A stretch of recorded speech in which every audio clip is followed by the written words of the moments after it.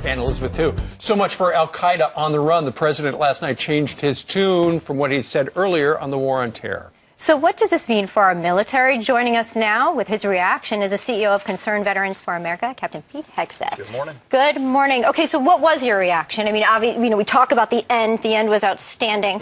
I think it was unity really happening in motion via Twitter and response across the board. Throughout the speech, though, what struck you early on? Yeah, obviously it was powerful to watch that Sergeant First Class Army Ranger, 10 deployments, and what he represents really a whole generation. We all sort of feel what he feels, even though he went through so much more. The mention of al-Qaeda and that they're on the resurgence, that they're out there, the threat still exists. No-brainer for anyone paying attention, but certainly a change for this administration that said they were on the run, on their heels. Now al-Qaeda affiliates are suddenly relevant to them. Okay, you're talking about what the president said in 2012. Here he is talking about al-Qaeda. I said we'd refocus on the people who actually attacked us on 9/11. And today, al-Qaeda's on the run and Osama bin Laden is dead. Okay, that turned out not to be true. Here's the president last night.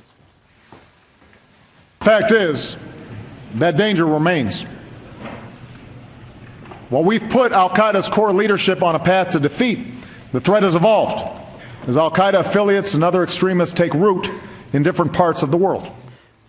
So it turns out you didn't have to have known Osama bin Laden and been a core member of al-Qaeda to be a threat. You can morph, and you've morphed in different places. The irony is a couple sentences later, he listed countries where al-Qaeda is back. The third country he listed, Iraq. Right. And why are they back? Well, we can point a lot of fingers there, but when you end a war rather than finish it, al-Qaeda fills that vacuum. How about what was spoken in terms of veterans? He talked about veterans' benefits, making sure, he said he would use his pen and his phone to use executive order for other methods and conversation items, be it minimum wage. But when it came to the veterans, there was kind of muddy talk there, right? So he said, we'll do whatever it takes, but wasn't mentioning executive order then. Did that bother you? A lot of vague talk. Of course it did. He could use his pen and his phone a lot more to call the Department of Veterans Affairs and Aaron Shinseki and say, hey, get it together here. Why are we not doing more? It's always easy to go to platitudes. It's always easy to say we're going to slash the backlog. Never gets into details, never really focuses on it. And it's a great point about executive order. We heard executive order throughout,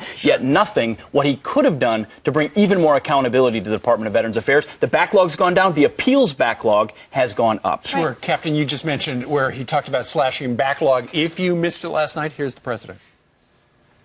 As this time of war draws to a close, a new generation of heroes returns to civilian life. We'll keep slashing that backlog so our veterans receive the benefits they've earned and our wounded warriors receive the health care, including the mental health care that they need. Actions speak louder than words. It's almost an exact, he almost used the exact same quote a year ago to talk about it. Status quo remains the same. We've even seen, for veterans and troops, a lot of the cuts falling on the back, the COLA cuts and others. I mean, it isn't an open and shut case that that's what he's done. I also got mentioned from a couple of Gold Star mothers wishing they had mentioned families of the fallen, which oftentimes don't get mentioned. Those cuts that you mentioned, up to $80,000 for those who have served, something for people to pay attention to. Thank you so much for your reaction last night. Up late, worth the wait being up there to hear what the president had to say.